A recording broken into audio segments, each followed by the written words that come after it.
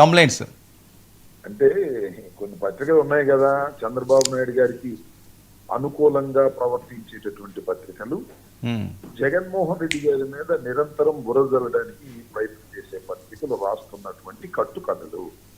ఓ planted story, front page story, ఆ planted story వేసి దాని మీద విస్తృతమైన చర్చ పెట్టి వైఎస్ఆర్ కాంగ్రెస్ పార్టీని ఏ మేరకు డ్యామేజ్ చేయగలుగుతామనేటువంటి ఒక తాపత్రయం మాత్రమే కనిపిస్తున్నటువంటి వార్తలు.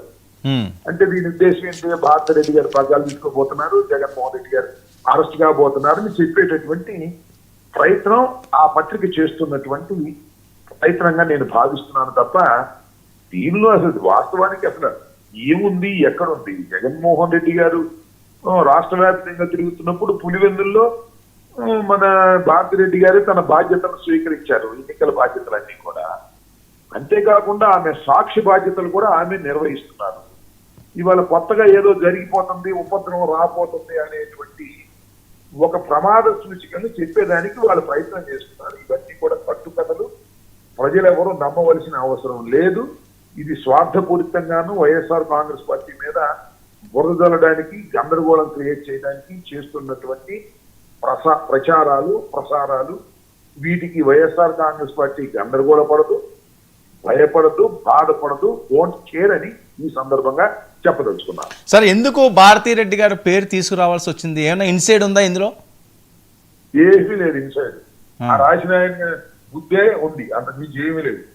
ఆ వార్త రాసిన ఆయన, ప్రచురణ చేసిన ఆయన బుద్ధికి సంబంధించిన అంశమే తప్ప దీనిలో వాస్తవాలు ఏం ఉండడానికి అవకాశం లేదు. మళ్ళా కొన్ని రోజుల తర్వాత భారతీయమ్మ గారు రాలేదనుకో, భారతమ్మ గారు రావద్దని నివారించినటువంటి వ్యక్తి జగన్మోహన్ రెడ్డి గారని మరొక ప్లాంటెడ్ స్టోరీని ఫ్రంట్ పేజీలో రాసుకోవడానికి ప్రయత్నం చేసుకుంటారు. అంతకు మించి ఏమి ఇవన్నీ కూడా అద్భుతమైన కథలల్లి చేస్తున్నటువంటి కార్యక్రమం తప్ప మరొకటి కాదు. సార్, ఒక ఐఏఎస్ ఆఫీసర్ కొంతమంది ముఖ్య నేతలతో భారతీ గారి కోసం ఫోన్లో మాట్లాడిస్తున్నారట, మంతనాలు జరుగుతున్నాయట. మీకు కూడా అలాంటి ఫోన్లు ఏమైనా వచ్చినాయా? ఏమన్నా ఇప్పుడు ఈ వార్త రాసిన ఆయన ఐఏఎస్ ఆఫీసర్ గారు ఫోన్ చేస్తే ఆ బల్ల కింద ఏమన్నా కూడా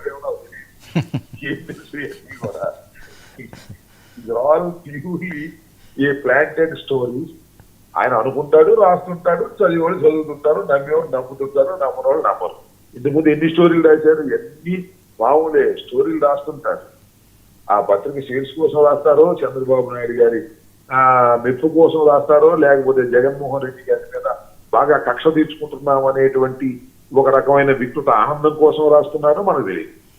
సార్, ఏంటి అభూత కల్పనలు. సార్, లిక్కర్ స్కామ్ సంబంధించి చాలా పెద్ద ఎత్తున జరుగుతుంది. డైరెక్ట్ గా